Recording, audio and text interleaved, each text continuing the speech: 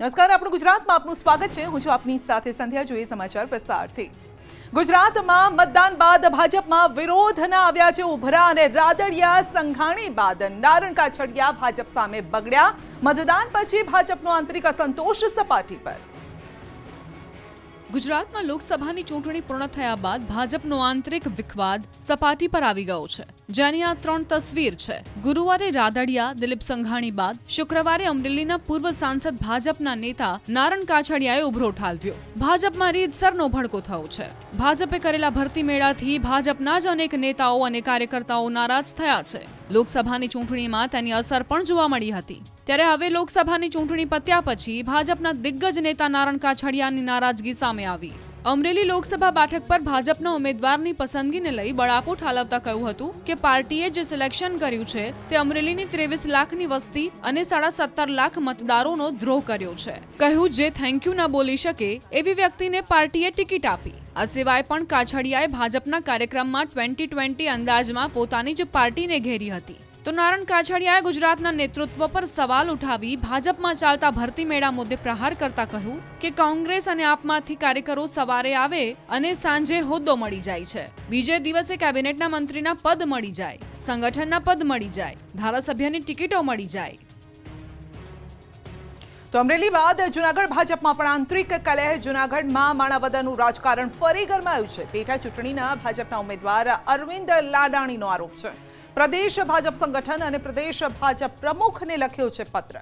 પૂર્વ કેબિનેટ મંત્રી જવાહર ચાવડા અને તેમના પરિવાર પર આક્ષેપ લગાવ્યો. પક્ષ વિરોધી પ્રવૃત્તિઓ કરતા હોવાના અરવિંદ લાડાણીના આરોપ છે અને માણાવદર પેટા ચૂંટણીમાં ભાજપને નુકસાન પહોંચાડવાનો પ્રયાસ થયાનો દાવો કરાયો છે.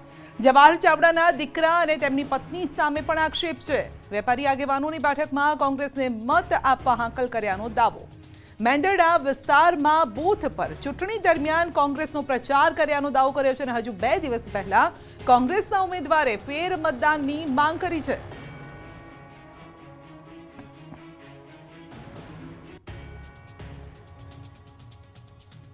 ₹65,000 કરોડથી વધુનું ટર્ન ઓવર ધરાવતી સૌથી મોટી સહકારી સંસ્થા ફરી દિલીપ સંઘાણીના હાથમાં બિનહરીફ ચૂંટાયા. ગુરુવારે ઇફકોના ડિરેક્ટરની ચૂંટણીમાં જયેશ રાદડિયાની જીત થયા બાદ હવે સૌથી મોટી સહકારી સંસ્થાના ચેરમેન બન્યા છે દિલીપ સંઘાણી. 65,000 કરોડથી વધુનું ટર્નઓવર ધરાવતી ખેડૂતોની સૌથી મોટી સહકારી મંડળી ઇફકોના ચેરમેન તરીકે દિલીપ સંઘાણીની નિયુક્તિ થઈ છે. તો વાઇસ ચેરમેન તરીકે બલવીરસિંહની બિનહરીફ નિયુક્તિ થઈ છે. 21 ડિરેક્ટરોની મળેલી બોર્ડ મિટિંગમાં સંઘાણીને ફરી એકવાર ચેરમેન તરીકે તો બલવીરસિંહને વાઇસ ચેરમેન તરીકે નિયુક્ત કરવામાં આવ્યા છે.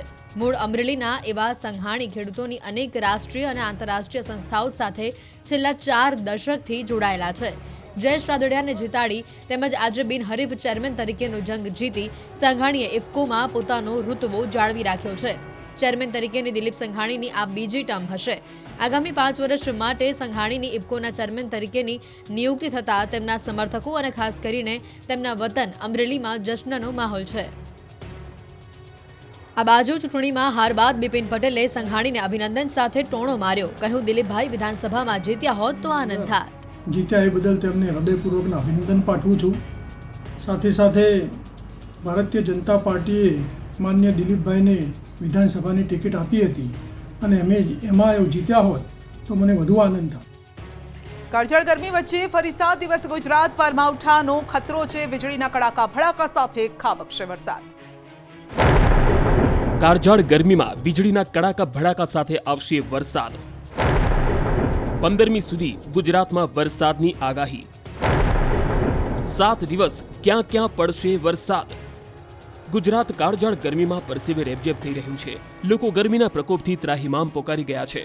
સૂર્યદેવ કોપાયમાન થયા છે ત્યારે જ હવે મે માસમાં વરસાદ ખાબકી શકે છે. ગુજરાતમાં જાણે ઋતુચક્રની ઊંધી ચાલ ચાલતી હોય તેમ મે માસમાં વરસાદની આગાહી હવામાન વિભાગે કરી છે. હવામાન વિભાગે આવતીકાલથી ગુજરાતમાં 7 દિવસ વરસાદની આગાહી કરી છે. 11 થી 15મી મે સુધી ગુજરાતમાં પ્રી મોન્સૂન એક્ટિવિટી થશે, જેના કારણે આવતીકાલથી 15મી મે સુધી ગુજરાતમાં થઈ શકે છે વરસાદ. હવામાન વિભાગના કહેવા પ્રમાણે પ્રી મોન્સૂન એક્ટિવિટીના કારણે ગુજરાતમાં વરસાદ પડશે. સૌરાષ્ટ્રમાં 4થા અને 5મા દિવસે સામાન્ય વરસાદ પડી શકે. Cyclonic circulation north east Arabian સીમાં બનતા વરસાદના એંધાણ છે. ત્યારે ગુજરાતના કયા શહેરમાં ક્યારે વરસાદ પડશે જુઓ. કયા દિવસે ગુજરાતમાં ક્યાં વરસાદ પડશે તેની વાત કરીએ તો આવતીકાલે 11 મેના રોજ અરવલ્લી, મહીસાગર, પંચમહાલ, દાહોદ, છોટાઉદેપુર, નર્મદા, તાપી, ડાંગ, નવસારી, વલસાડ, દમણ, દાદરાનગર હવેલીમાં વરસાદ પડી શકે છે. 12 મેના રોજ મહીસાગર, દાહોદ, છોટાઉદેપુર, નર્મદા, સુરત, તાપી, ડાંગ, નવસારી, વલસાડ, દમણ અને દાદરાનગર હવેલીમાં વરસાદ પડી શકે છે. અને 13મીએ પણ સાબરકાંઠા, અરવલ્લી, મહીસાગર, પંચમહાલ, દાહોદ, વડોદરા, છોટાઉદેપુર, નર્મદા, ભરૂચ, સુરત, તાપી, ડાંગ, નવસારી, વલસાડ, દાદરાનગર હવેલી, દમણ, ભાવનગર, અમરેલી અને ગીર સોમનાથમાં વરસાદ પડી શકે છે.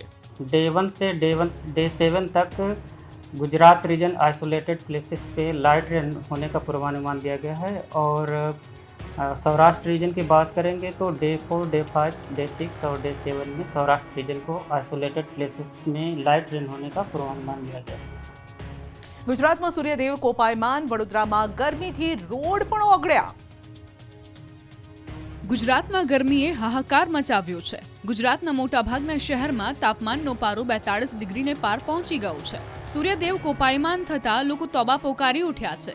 ગરમીના કારણે બપોરના સમયે રોડ સુમસામ ભાસી રહ્યા છે. ત્યારે વડોદરામાં તો એવી ગરમી પડી રહી છે કે રોડ ઓગળવા લાગ્યા. વડોદરાના ગોત્રી વિસ્તારમાં ગરમીના કારણે ડામર પીગળી ગયો. 1 મહિના પહેલા જ બનેલો રોડ ઓગળી જતા લોકોમાં રોષ ફેલાયો. રોડ પરથી નીકળવામાં લોકોને મુશ્કેલી પડી. ત્યારે સવાલ એ છે કે એવો તે કેવો રોડ બનાવ્યો કે 40 ડિગ્રીમાં પીગળી ગયો? શું રોડ બનાવવાની કામગીરીમાં ગોલમાલ થઈ? આ બાજુ અંગ દજાડતી ગરમીમાં બીમારી વકરી રહી છે. છેલ્લા 7 દિવસમાં ઇમરજન્સી કેસમાં વધારો થયો. 7 દિવસમાં અમદાવાદમાં 465 ઇમરજન્સી કેસ સામે આવ્યા. ત્યારે ગરમીના કારણે હાઈ ફીવરના 388 જેટલા, જ્યારે ઝાડા ઉલટીના 51, હીટ સ્ટ્રોકના 7 કેસ સામે આવ્યા. આ સાથે ગરમીના કારણે બેભાન થઈ જવાના 4 કેસ સામે આવ્યા. રાજ્યમાં એપ્રિલ માસમાં ગરમીના કારણે 2067 જેટલા ઇમરજન્સી કેસ નોંધાયા હતા. કેરી અને આઈસ્ક્રીમ રસિયાઓ થઈ જજો સાવધાન. ગરમીમાં ઠંડીની મજા બની ન જાય સજા. સુરતથી ભેળસેળિયો આઈસ્ક્રીમ પકડાયો.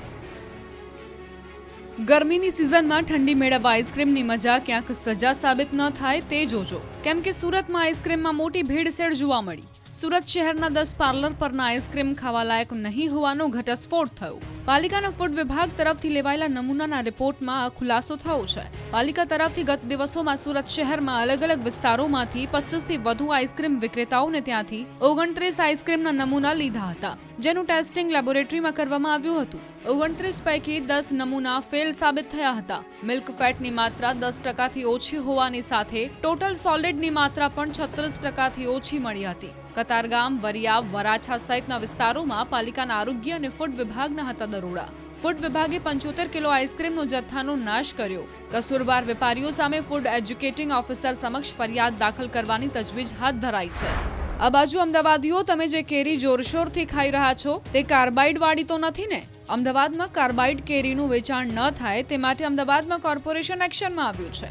એએમસીની આરોગ્ય વિભાગની ટીમે ચેકિંગ કર્યું. નરોડા ફ્રૂટ માર્કેટમાં તપાસ કરાઈ. આરોગ્યની અલગ અલગ ટીમ દ્વારા તપાસ કરવામાં આવી. 10 લાખમાં નીટની પરીક્ષામાં ચોરી કૌભાંડમાં મોટો ખુલાસો. તુષાર ભટ્ટ જ મુખ્ય આરોપી. તુષાર ભટ્ટે વિદ્યાર્થીઓ સાથે કરી હતી ડીલ. 10 લાખમાં નીટની પરીક્ષામાં ચોરી કૌભાંડ મામલે તપાસનો ધમધમાટ શરૂ થઈ ગયો છે. હજુ પોલીસ પકડથી મુખ્ય આરોપી દૂર છે. ત્યારે આ મામલે વડોદરા પોલીસ એક્શનમાં આવી. નીટ પરીક્ષામાં ચોરીકાંડમાં પોલીસે વડોદરાની રોય ઓવરસીઝ ઓફિસ સીલ કરી છે. દસ્તાવેજી કાગળો પણ પોલીસે જપ્ત કર્યા. ઓફિસ કર્મીઓના નિવેદન લેવાયા છે. રોય ઓવરસીઝના સંચાલક સામે ગુનો નોંધાયો છે. પરશુરામ રોયની એસઓજીએ કરી છે અટકાયત. પરશુરામ રોયની વડોદરા અને મુંબઈમાં કન્સલ્ટન્સી છે.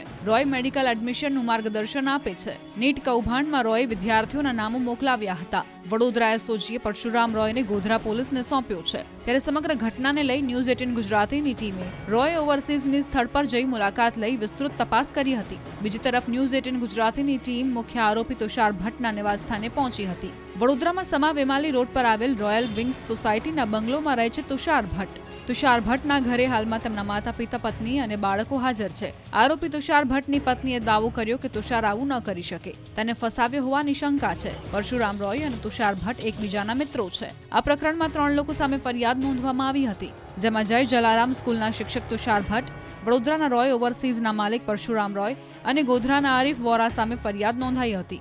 ગઈકાલે ડેપ્યુટી સેન્ટર સુપ્રિન્ટેન્ડન્ટની ગાડીમાંથી 7 લાખ રૂપિયા પણ મળ્યા હતા. અમદાવાદની શાળાઓને બોમ્બથી ઉડાવવાની ધમકીનું પાકિસ્તાન કનેક્શન ખુલ્યું, મોટો ખુલાસો થયો. શાળાઓને ઉડાવવાનું પાકિસ્તાન કનેક્શન. પાકિસ્તાનથી ધમકીના મેલ આવ્યા હતા. ધમકી અંગે આઈએસઆઈનું ષડયંત્ર.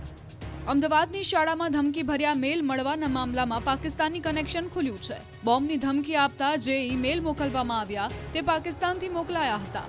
મેલના ઇન્ટરનેટનું આઈપી એડ્રેસ પાકિસ્તાનનું હોવાનું સામે આવ્યું છે. ગુજરાત પોલીસની તપાસમાં મેલનું પાકિસ્તાની કનેક્શન સામે આવ્યું. ચૂંટણીના મતદાનના એક દિવસ પહેલા અમદાવાદની શાળાઓને ધમકી ભર્યો મેલ કરાયો હતો. 6 મેના રોજ શહેરની મોટી શાળાઓને બોમ્બથી ઉડાવી દેવાની ધમકી અપાઈ હતી. અમદાવાદની 28થી વધુ સ્કૂલને બોમ્બથી ઉડાવી દેવાની એક બાદ એક સ્કૂલને ઈમેલ દ્વારા ધમકી મળી હતી. તપાસમાં સામે આવ્યું છે કે આવા મેલ પાછળ પાકિસ્તાનની કુખ્યાત જાસૂસી સંસ્થા આઈએસઆઈની સંડોવણીની શંકા છે. પાકિસ્તાનના ફૈઝલાબાદ આર્મી કેન્ટોનમેન્ટનું લોકેશન હોવાનું ખુલ્યું. ક્રાઇમ બ્રાન્ચે મેલ ક્યાંથી આવ્યો તેનું આઈડી શોધ્યું છે. આ કેસમાં અમદાવાદ ક્રાઇમ બ્રાન્ચે અગાઉ રશિયન ડોમેનનો દાવો કર્યો હતો. ભરૂચની સ્કૂલમાં ગરીબ વિદ્યાર્થીઓ સાથે અન્યાય થતા વાલીઓએ મચાવ્યો હોબાળો. ભરૂચના નેશનલ હાઈવે નંબર 48 પર સ્થિત ઇન્ટરનેશનલ સ્કૂલમાં વિવાદ સર્જાયો. આરટી અંતર્ગત પ્રવેશ મેળવેલા વિદ્યાર્થીઓને એસી વગર અને ડિજિટલ બોર્ડ વગર અભ્યાસ અપાતા વાલીઓએ હોબાળો મચાવ્યો. વાલીઓએ આરોપ લગાવ્યો કે તેમના બાળકો સાથે ભેદભાવપૂર્ણ વલણ દાખવવામાં આવે છે. રોષે ભરાયેલા વાલીઓએ ડીઈઓ કચેરી પર પહોંચી હોબાળો કર્યો. બીજી તરફ શિક્ષણ મંત્રી પ્રફુલ પાનસેરિયાએ આ ઘટનાને લઈ તપાસના આદેશ આપ્યા. તેમણે કહ્યું કે ઘટનાની તલસ્પર્શી તપાસ કર્યા બાદ જવાબદાર શિક્ષકો અને સત્તાધીશો સામે કાર્યવાહી કરાશે. પરંતુ સવાલ એ છે કે આખરે ઇન્ટરનેશનલ સ્કૂલમાં એસી નોન એસીમાં વિદ્યાર્થીઓ અને વાલીઓ સાથે ભેદભાવ કેમ? વણજોયા શુભ મુહૂર્ત. અખાત્રીજે લાખો રૂપિયાના વાહન અને સોનાની થઈ ખરીદી. લોકોએ વણજોયા શુભ મુહૂર્ત. અખાત્રીજે ફૂલ નહીં તો ફૂલની પાંખડી રૂપે સોનાની ખરીદી કરી શુભ મુહૂર્ત સાચવ્યું. આજના દિવસે સોની બજારમાં ચમક જોવા મળી. સુરતમાં અખાત્રીજ નિમિત્તે લોકો સોનાની ખરીદી કરવા સોનાના શોરૂમમાં ઉમટી પડ્યા હતા. સુરતમાં સવારથી જ્વેલર્સ અને શોરૂમમાં ખાસ તૈયારી કરાઈ હતી. જો કે સોનાની કિંમત અને આગામી દિવસમાં લગ્ન સિઝન નહીં હોવાથી સોનાનું બુકિંગ ઓછું થયું છે. પરંતુ આજના દિવસનું મહત્વ હોવાથી વેચાણ વધ્યું. આ બાજુ નવા વાહનોનું પણ ધૂમ વેચાણ થયું. સુરેન્દ્રનગર શહેરના વિઠ્ઠલ પ્રેસ રોડ પર આવેલા તમામ જ્વેલર્સના શોરૂમમાં દાગીનાની ખરીદી કરવા ગ્રાહકોની ભીડ જોવા મળી હતી. ઝાલાવાડમાં અંદાજે 3 કરોડથી વધુ સોનાના દાગીનાનું વેચાણ થયું. તો બીજી બાજુ વઢવાણ રોડ પર આવેલા કારના શોરૂમમાં મોટી સંખ્યામાં ગ્રાહકો નજરે પડ્યા હતા. અંદાજે 100થી વધુ લોકોએ કારની ખરીદી કરી હતી. અખાત્રીજના દિવસે ભગવાન જગન્નાથ, બહેન સુભદ્રા અને ભાઈ બલરામના રથનું પૂજન. 7 જુલાઈએ 147મી રથયાત્રા નીકળશે. અખાત્રીજના શુભ દિવસથી ભગવાન જગન્નાથજીની રથયાત્રાની તૈયારીઓનો શુભારંભ થયો છે. 7 જુલાઈએ અષાઢી સુદ બીજના દિવસે 147મી રથયાત્રા નીકળશે. ભગવાન જગન્નાથ નગરચર્યાએ નીકળશે. ત્યારે અમદાવાદમાં રથયાત્રા પહેલા 3 રથનું પૂજન કરવામાં આવ્યું. ભગવાન જગન્નાથ, બહેન સુભદ્રા અને ભાઈ બલરામના રથનું પૂજન કરાયું હતું. જમાલપુર જગન્નાથ મંદિરના મહંત દિલીપદાસજી મહારાજ, ટ્રસ્ટી મહેન્દ્ર ઝા અને મેયર પ્રતિભા જૈન, શહેર ભાજપ પ્રમુખ અમિત શાહ સહિત સરસપુર મંદિરના ટ્રસ્ટીઓ અને મહંતોની હાજરીમાં રથનું પૂજન કરવામાં આવ્યું હતું. વિશિષ્ટ વૈદિક મંત્રોચ્ચાર સાથે પૂજન કરવામાં આવ્યું. સંતો, મહંતો અને શ્રદ્ધાળુઓની હાજરીમાં પૂજન વિધિ સંપન્ન કરવામાં આવી હતી. ભગવાનની ચંદન યાત્રા પણ થઈ હતી. ભગવાન જગન્નાથની રથયાત્રા નીકળે તે પહેલા રથનું સમારકામ કરવામાં આવશે. આગામી સમયમાં 108 કળશમાં જળ ભરીને ભગવાનની જળયાત્રા યોજાશે. હવે 7મી જુલાઈએ ભગવાન જગન્નાથની રથયાત્રા નીકળશે. મહંત દિલીપદાસજી અને ટ્રસ્ટી મહેન્દ્ર ઝાના હસ્તે પૂજન કરાશે. આ કાર્યક્રમમાં મંદિરના તમામ સભ્યો, ટ્રસ્ટીઓ તેમજ ભક્તો ઉપસ્થિત રહેશે. જામનગરમાં ખીજડા મંદિર નવું બનશે. 400 વર્ષ બાદ અક્ષય તૃતીયાના શુભ દિવસે જીર્ણોદ્ધાર શિલાન્યાસ કરાયો. જામનગરમાં ખીજડા મંદિરનો 400 વર્ષ બાદ અક્ષય તૃતીયાના શુભ દિવસે જીર્ણોદ્ધાર અને શિલાન્યાસ કરવામાં આવ્યો. જામનગરમાં આવેલા આદ્યપીઠ શ્રી 5 નવતનપુરી ધામ ખીજડા મંદિરનો અક્ષય તૃતીયા એટલે કે અખાત્રીજના શુભ દિવસે જીર્ણોદ્ધાર માટે શિલાન્યાસ કરવામાં આવ્યો છે. છોટી કાશી ગણાતા જામનગરના રાજવી જામ સાહેબ શત્રશુલ્યસિંહજી, 5 નવનપુરી ધામ ખીજડા મંદિરના આચાર્ય કૃષ્ણમણીજી મહારાજ આ સહિતના સંતો, મહંતો ઉપસ્થિત રહી સુંદર સાતજી ભાવિકોની ઉપસ્થિત રહ્યા. શિલાન્યાસ સમારોહ સંપન્ન થયો હતો. આ પ્રસંગે પ્રણામી ધર્મના અનુયાયીઓએ ઐતિહાસિક ક્ષણના સાક્ષી બન્યા. નૂતન મંદિર નાગર શૈલીમાં બનાવવામાં આવનાર છે. આગામી 3 વર્ષ આસપાસ આ મંદિરનું નિર્માણ સંપન્ન થશે. જામનગરમાં લાલ ગુલાબી પથ્થરમાંથી ખીજડા મંદિરનું નવેસરથી નિર્માણ થશે. નિર્માણ કાર્યમાં 1.5 લાખ ઘન ફૂટ પથ્થરનો ઉપયોગ કરવામાં આવશે. આ મંદિરને કલાત્મક બનાવવામાં આવશે, જેના માટે અલગ અલગ ટીમો બનાવી સંતો મહંતો મંદિરનું નિર્માણ કરશે. આ સંપ્રદાયના 1200થી પણ વધારે મંદિરો ભારતભરમાં છે અને 5 કરોડથી વધુ અનુયાયીઓ પણ ફેલાયેલા છે. અખાત્રીજના શુભ દિવસે ખેડૂતોએ વાવણીના કર્યા શ્રી ગણેશ, ખેત ઓજારોની કરી પૂજા. અખાત્રીજના શુભ દિવસે રાજ્યભરના ખેડૂતોએ વાવણીના શ્રી ગણેશ કર્યા. ખેડૂતોએ ટ્રેક્ટરની પૂજા અર્ચના કરી ખેતીનો પ્રારંભ કર્યો. આણંદના તારાપુર તાલુકાના કસબારા ગામે ખેડૂતોએ ખેતરમાં ટ્રેક્ટરનું પૂજન કરી ખેતીની શરૂઆત કરી હતી. કસબારા ગામના ખેડૂતોએ આવનારા વર્ષે સારો પાક થાય તેવી આશા વ્યક્ત કરી હતી. તો આ તરફ બનાસકાંઠામાં પણ ખેડૂતોએ અક્ષય તૃતીયાની ઉજવણી કરી હતી. ખેડૂતોએ ખેતરમાં ટ્રેક્ટરની પૂજા અર્ચના કરી ખેતીની શુભ શરૂઆત કરી હતી. પહેલાના સમયમાં ખેડૂતો હળ બળદની પૂજા કરતા હતા, પરંતુ હાલ હળ અને બળદનું સ્થાન ટ્રેક્ટરે લઈ લીધું છે. ત્યારે ખેડૂતોએ ખેતીના ઓજારોની પૂજા કરી આવનારું વર્ષ સારું જાય તે માટે પ્રાર્થના કરી હતી. અરવલ્લી જિલ્લાના ખેડૂતોએ વહેલી સવારે બળદોને હળ જોડી અખાત્રીજનું મુહૂર્ત સાચ્યું. અક્ષય તૃતીયા અખાત્રીજ ખેડૂતો માટે નવું વર્ષ ગણાય છે. ખેતીના નૂતન વર્ષ સમાન આજના દિવસે ખેડૂતોએ બળદોને હળથી જોડી ખેતી કાર્યની શુભ શરૂઆત કરી. ત્યારે અરવલ્લી જિલ્લાના ખેડૂતોએ અખાત્રીજના શુભ મુહૂર્તમાં ખેતી કાર્યની શરૂઆત કરી છે. ધરતીપુત્રોના પરિવારના સભ્યો દ્વારા હળ જોડી ખેતી કાર્યની શરૂઆત કરવામાં આવી. ખેડૂતોએ સવેડું, કડિયું, સમાર જેવા સાધનોનું પૂજન કરી મુહૂર્ત સાચવી લઈ ખેતીનો શુભારંભ કર્યો છે. અરવલ્લીના ખેડૂતો પણ મોં મીઠું કરાવી નવા ઉમંગ સાથે કૃષિના શ્રી ગણેશ કર્યા. માત્ર આ વર્ષે જ નહીં, દર વર્ષે ખેડૂતો વર્ષો જૂની પરંપરાને આધારે પૂજન કરી પરંપરા નિભાવે છે. ખાસ વાત તો એ છે કે પ્રગતિશીલ ભારતમાં ખેડૂતો આધુનિક ખેતીના ઓજારોનો ઉપયોગ કરી રહ્યા છે અને નવી નવી ટેકનોલોજીનો પણ ઉપયોગ કરી રહ્યા છે. છતાં વર્ષો જૂની પરંપરા ભૂલ્યા નથી. આજે પણ વસુંધરાની સાથે સાથે ખેતીના નવા જૂના તમામ ઓજારની વિધિવત રીતે પૂજા કરી રહ્યા છે. વર્ષો જૂની ચાલી આવતી પરંપરાને નિભાવી ખેડૂતોએ હળોતરા કર્યા હતા. ભાવનગરમાં જમાદાર કેરીની ખેતી કરતા ખેડૂતો થયા માલામાલ. મણના ભાવ 4,500 સુધી મળ્યા. ભાવનગરમાં જમાદાર કેરીની ખેતી કરતા ખેડૂતો માલામાલ થયા છે. જમાદાર કેરીની મબલક આવક અને ભાવ પણ સારા મળતા ખેડૂતો ખુશખુશાલ છે. યાર્ડમાં સોસિયાની જમાદાર કેરીની પણ આવક શરૂ થઈ ચૂકી છે, જેમાં એક મણના ભાવ ₹2,000 થી લઈને 4500 સુધીના જોવા મળ્યા છે. યાર્ડમાં મોટા પ્રમાણમાં જમાદાર કેરીની આવકની શરૂઆત થઈ છે. ભાવનગર જિલ્લામાં 9,000 હેક્ટર જમીન કરતાં પણ વધારે કેરીનું વાવેતર થાય છે.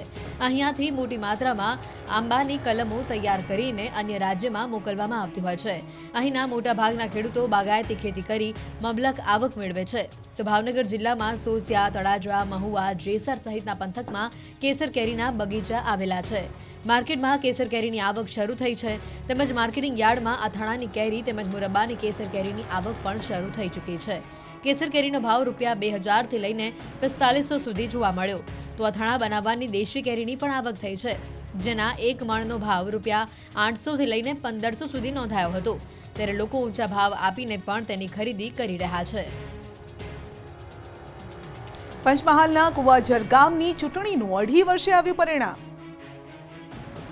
ગ્રામ પંચાયતની ચૂંટણીનું પરિણામ મતદાનના એકાદ મહિનામાં તો આવી જ જાય, પરંતુ ગુજરાતનું એવું ગામ છે જેનું પરિણામ 2.5 વર્ષે આવ્યું. વાત છે પંચમહાલના કુવાઝરની. પંચમહાલના કુવાઝર ગામે 2.5 વર્ષ પહેલા ચૂંટણી યોજાઈ હતી. 2.5 વર્ષ પહેલા યોજાયેલી ચૂંટણી માટે હારેલા ઉમેદવાર સુલેમાનભાઈ દ્વારા પરિણામ બાબતે શંકા જતા રીકાઉન્ટિંગ માટે કોર્ટમાં અરજી કરી હતી. 2.5 વર્ષ પહેલા યોજાયેલી ગ્રામ પંચાયતની ચૂંટણી માટે રીકાઉન્ટિંગ થયું. કુવાઝર ગ્રામ પંચાયતની ચૂંટણીમાં થયેલા મતદાનનું મોરવા હડફ કોર્ટમાં જજ સમક્ષ રીકાઉન્ટિંગ કરાયું. જે તે સમયે સુલેમાનભાઈની 62 મતે પ્રવીણસિંહ ચૌહાણ સામે હાર થઈ હતી. કોર્ટમાં મામલતદાર સહિત ચૂંટણી અધિકારીઓ અને બંને ઉમેદવારની હાજરીમાં મતગણતરી કરાઈ હતી, જેમાં પહેલાના વિજેતા ઉમેદવાર જ ફરી વખત વિજેતા જાહેર થયા છે. મહીસાગરના મતદાન બૂથમાં વાયરલ વિડીયો મુદ્દે થઈ ફરિયાદ. પંચમહાલમાં બૂથ કેપ્ચરિંગની ઘટના બાદ હવે મહીસાગરમાં વોટિંગ કરતા વિડીયો મામલે ફરિયાદ નોંધાઈ છે. ડંખરિયા બૂથમાં વોટિંગ સમયનો વિડીયો વાયરલ થયો હતો. પ્રિતેશ ઠાકોર નામનો યુવક બૂથમાં મોબાઈલ લઈને ગયો હતો. મતદાન કરતો વિડીયો બનાવી વાયરલ કર્યો હતો. ડંખરિયા બૂથ નંબર 156ના પ્રિસાઇડિંગ ઓફિસરે ફરિયાદ નોંધાવી. યુવક સ્ટાફની જાણ બહાર મોબાઈલ મતદાન મથકમાં લઈ ગયો હોવાનો ફરિયાદમાં ઉલ્લેખ કરાયો છે. બાલાસિનોર પોલીસ મથકમાં ફરિયાદ નોંધાતા પોલીસે તપાસ હાથ ધરી. સુરત અને અમદાવાદમાં સીઆઈડી અને આઈટીએ દરોડા પાડી તવાઈ બોલાવી. સુરતમાં આઈટીનું સર્ચ ઓપરેશન બીજા દિવસે પણ યથાવત રહ્યું. 3 સહિત 24 જગ્યા પર સર્ચ ઓપરેશન કરવામાં આવ્યું. 100 કરોડથી વધુ બેનામી વ્યવહારો મળી આવ્યા. ઐશ્વર્યા ગ્રુપ સાથે કોલસાના વ્યવસાય પણ સામેલ. ઉપરાંત કોલસાના મોટા વેપારીઓ એવા એસએન ટ્રેડલિંક, તરણજોત કોગ અને આદર્શ કોલ પર ડીઆઈ વિંગના અધિકારીઓ દ્વારા તપાસ શરૂ કરવામાં આવી હતી. તેઓ પાસેથી કોલસો ખરીદનાર અને વેચનાર વ્યક્તિઓને ત્યાં પણ તપાસ કરવામાં આવી રહી છે. તો રાજ્યભરની આંગડિયા પેઢીઓમાં સીઆઈડીએ તવાઈ બોલાવી. બોગસ એકાઉન્ટ અંગેની ફરિયાદના આધારે તપાસ શરૂ કરી છે. આંગડિયા પેઢીઓના ખોટા વ્યવહારો અંગે દરોડા પાડવામાં આવ્યા. અમદાવાદ, સુરતમાં 11 પેઢીઓ પર સીઆઈડીએ દરોડા પાડ્યા. ભારતીય નાણાંની રોકડ, વિદેશી નાણું, સોના સહિત 15 કરોડથી વધુની રકમ મળી. તમારા ઘરે આવતા દૂધમાં ક્યાં ગટરનું પાણી તો નથી ને? બરોડા ડેરીના દૂધમાં ડેરીનો ડ્રાઈવર ગટરનું પાણી ભેળવતો હોવાનો પર્દાફાશ. બરોડા ડેરીનો દૂધવાનનો ડ્રાઈવર જ ડેરી માટે ઘાતકી સાબિત થયો છે. બરોડા ડેરીના દૂધના ડ્રાઈવરે સફેદ દૂધમાં કાળા કારનામા કર્યાનો પર્દાફાશ થયો છે. દૂધ ચોરીના કૌભાંડની બરોડા ડેરીના સુપ્રિન્ટેન્ડન્ટે સાવલી પોલીસ સ્ટેશનમાં ફરિયાદ નોંધાવતા આખો ભાંડો ફૂટ્યો છે. બરોડા ડેરીનો દૂધવાનનો ડ્રાઈવર દૂધમાં પાણી ભેળવતો હતો. પાણી ભેળવતા રંગે હાથે ઝડપાઈ ગયો છે. 822 લીટર દૂધમાંથી 72 લીટર દૂધ કાઢી લીધું હતું. આ કામ કરતા ગ્રામ્યજનોએ રંગે હાથે ઝડપ્યો હતો. દૂધમાં ગટરનું પાણી ભેળવ્યાનો ગ્રામ્યજનોએ આરોપ લગાવ્યો છે. કરચિયા ગામે ઝડપાયેલા દૂધ ચોરી કૌભાંડને લઈને હાલ તો પોલીસે ફરિયાદ નોંધી વધુ તપાસ તેજ કરી છે. ડ્રાઈવરને પકડ્યા બાદ જ હવે દૂધનું દૂધ અને પાણીનું પાણી થશે. અમદાવાદમાં વટવામાં મહિલાની હત્યા કરનારા પતિ પત્નીને આવ્યો જેલમાં જવાનો વારો. સામાન્ય બાબતે કરી હતી હત્યા.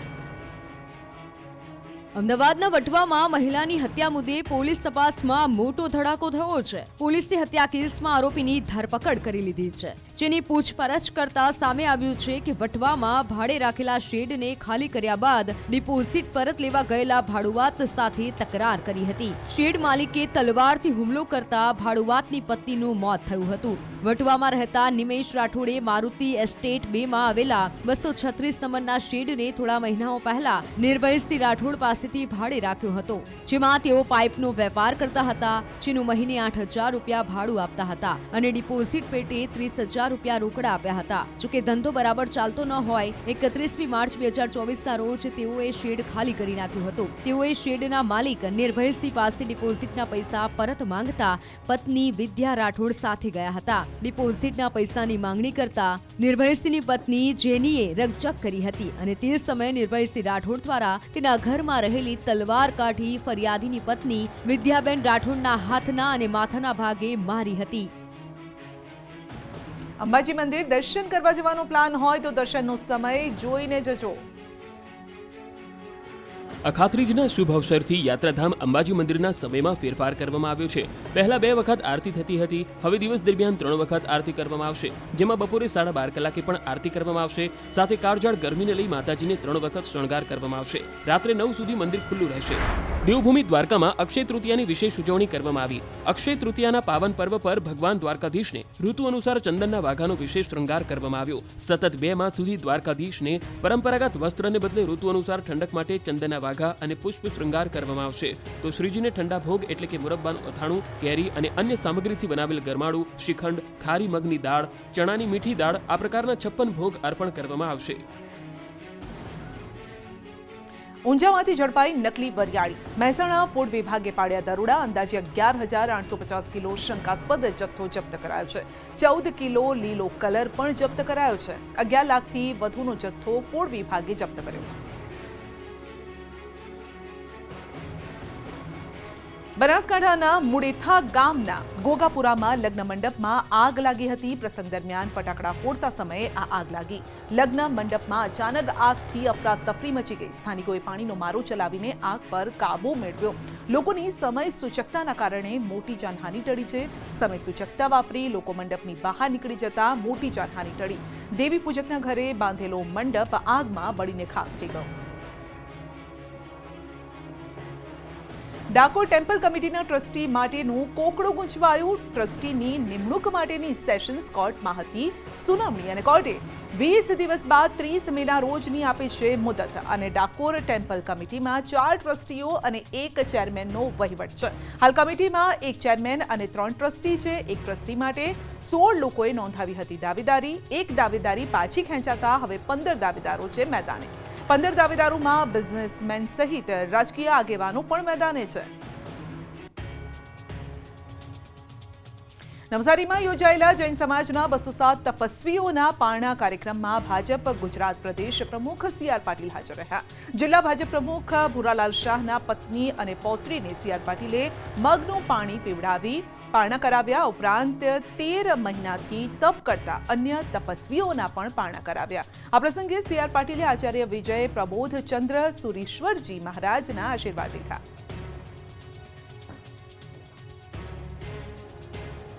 ગુજરાતમાં મતદાન બાદ ભાજપમાં વિરોધના આવ્યા છે ઉભરા અને રાદડિયા. સંઘાણી બાદ નારણ કાછડિયા ભાજપ સામે બગડ્યા.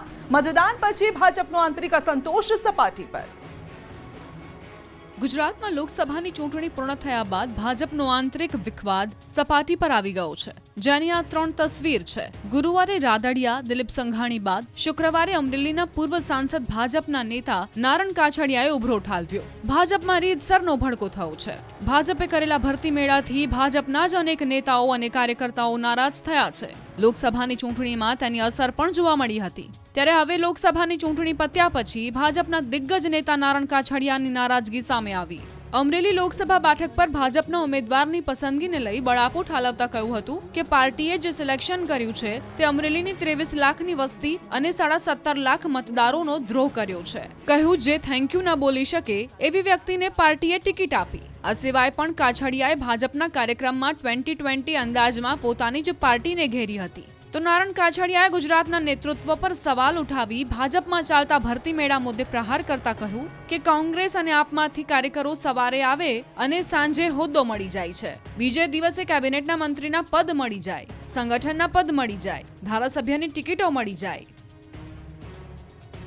તો અમરેલી બાદ જૂનાગઢ ભાજપમાં પણ આંતરિક કલહ. જૂનાગઢમાં માણાવદરનું રાજકારણ ફરી ગરમાયું છે. પેટા ચૂંટણીના ભાજપના ઉમેદવાર અરવિંદ લાડાણીનો આરોપ છે. પ્રદેશ ભાજપ સંગઠન અને પ્રદેશ ભાજપ પ્રમુખને લખ્યો છે પત્ર. પૂર્વ કેબિનેટ મંત્રી જવાહર ચાવડા અને તેમના પરિવાર પર આક્ષેપ લગાવ્યો. પક્ષ વિરોધી પ્રવૃત્તિઓ કરતા હોવાના અરવિંદ લાડાણીના આરોપ છે અને માણાવદર પેટા ચૂંટણીમાં ભાજપને નુકસાન પહોંચાડવાનો પ્રયાસ થયાનો દાવો કરાયો છે. જવાહર ચાવડાના દીકરા અને તેમની પત્ની સામે પણ આક્ષેપ છે. વેપારી આગેવાનોની બેઠકમાં કોંગ્રેસને મત આપવા હાંકલ કર્યાનો દાવો. મેંદરડા વિસ્તારમાં બૂથ પર ચૂંટણી દરમિયાન કોંગ્રેસનો પ્રચાર કર્યાનો દાવો કર્યો છે અને હજુ 2 દિવસ પહેલા કોંગ્રેસના ઉમેદવારે ફેર મતદાનની માંગ કરી છે.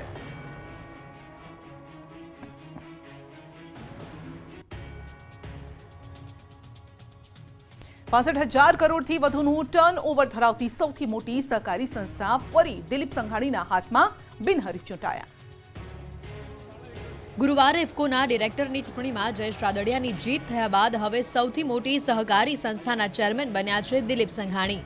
65,000 કરોડથી વધુનું ટર્નઓવર ધરાવતી ખેડૂતોની સૌથી મોટી સહકારી મંડળી ઇફકોના ચેરમેન તરીકે દિલીપ સંઘાણીની નિયુક્તિ થઈ છે. તો વાઇસ ચેરમેન તરીકે બલવીરસિંહની બિનહરીફ નિયુક્તિ થઈ છે. 21 ડિરેક્ટરોની મળેલી બોર્ડ મિટિંગમાં સંઘાણીને ફરી એકવાર ચેરમેન તરીકે તો બલવીરસિંહને વાઇસ ચેરમેન તરીકે નિયુક્ત કરવામાં આવ્યા છે. મૂળ અમરેલીના એવા સંઘાણી ખેડૂતોની અનેક રાષ્ટ્રીય અને આંતરરાષ્ટ્રીય સંસ્થાઓ સાથે છેલ્લા 4 દશકથી જોડાયેલા છે. જયેશ રાદડિયાને જીતાડી તેમજ આજે બિનહરીફ ચેરમેન તરીકેનો જંગ જીતી સંઘાણીએ ઇફકોમાં પોતાનો ઋતબો જાળવી રાખ્યો છે. ચેરમેન તરીકેની દિલીપ સંઘાણીની આ બીજી ટર્મ હશે. આગામી 5 વર્ષ માટે સંઘાણીની ઇફકોના ચેરમેન તરીકેની નિયુક્તિ થતાં તેમના સમર્થકો અને ખાસ કરીને તેમના વતન અમરેલીમાં જશ્નનો માહોલ છે.